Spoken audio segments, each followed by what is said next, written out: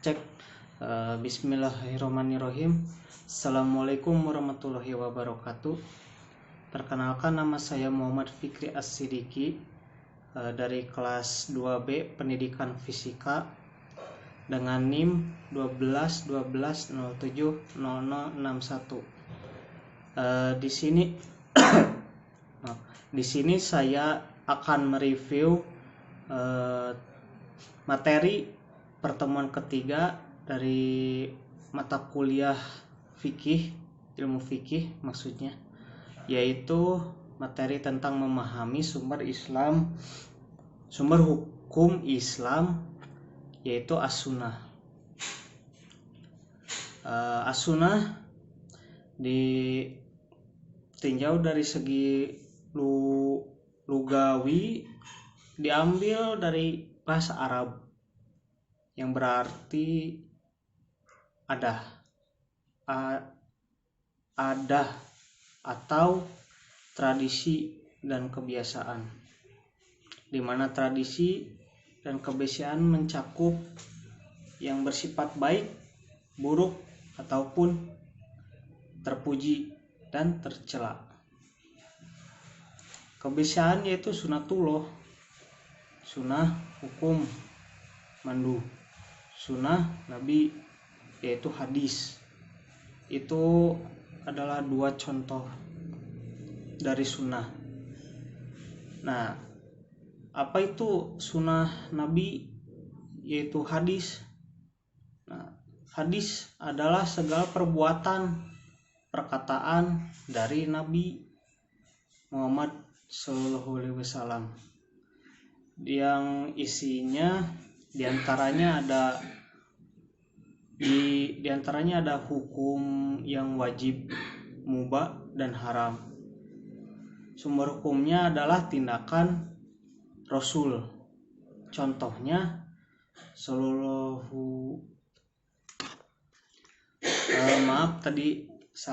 Contohnya yaitu hadis Rasul di mana solu kamaroi usoli, yaitu bagaimana ketika Nabi takbiratul ihram, ketika sujud, dan lainnya yang menyangkut dengan sholat.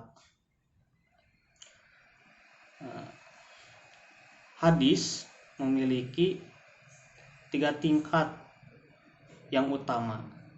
Yang pertama ada hadis sahih, yang betul-betul dari Rasul dan boleh diamalkan terkait akidah, akhlak, dan ibadahnya. Apa yang dimaksud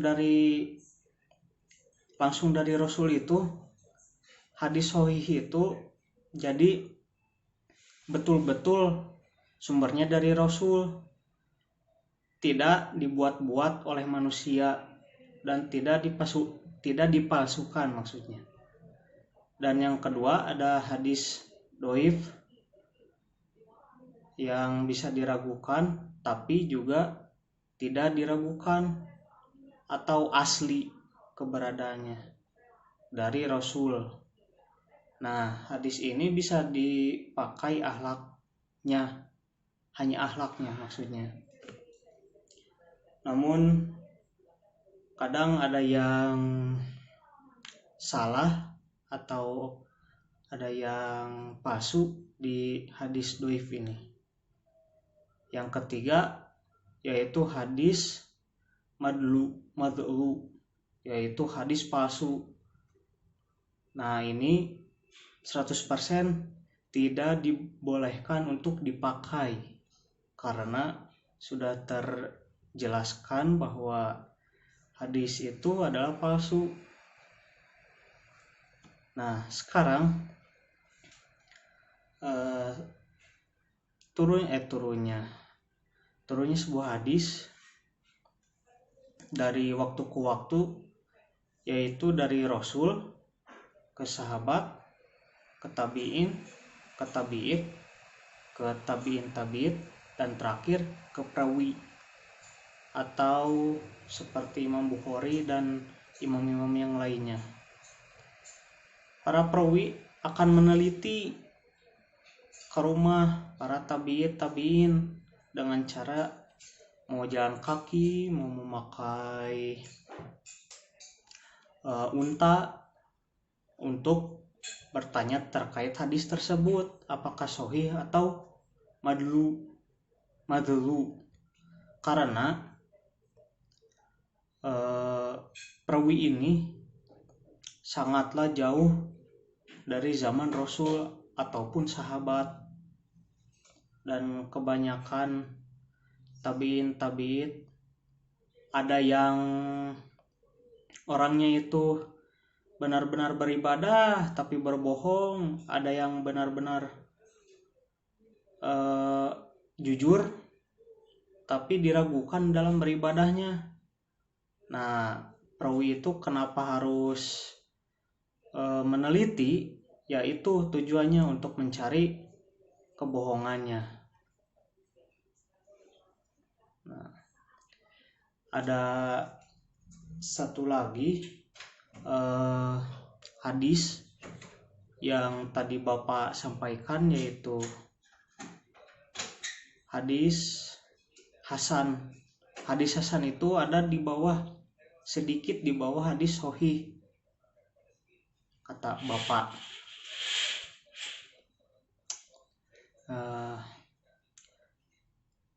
Hadis Rasul itu adalah salah satu sumber hukum mana yang halal, mana yang haram juga. Posisi hadis sebagai penjelas dari Al-Quran, kedua hadis sebagai tafsir Al-Quran. Jadi hadis itu tidak bisa menggantikan hebatnya kitab Al-Quran. Cukup sekian, terima kasih.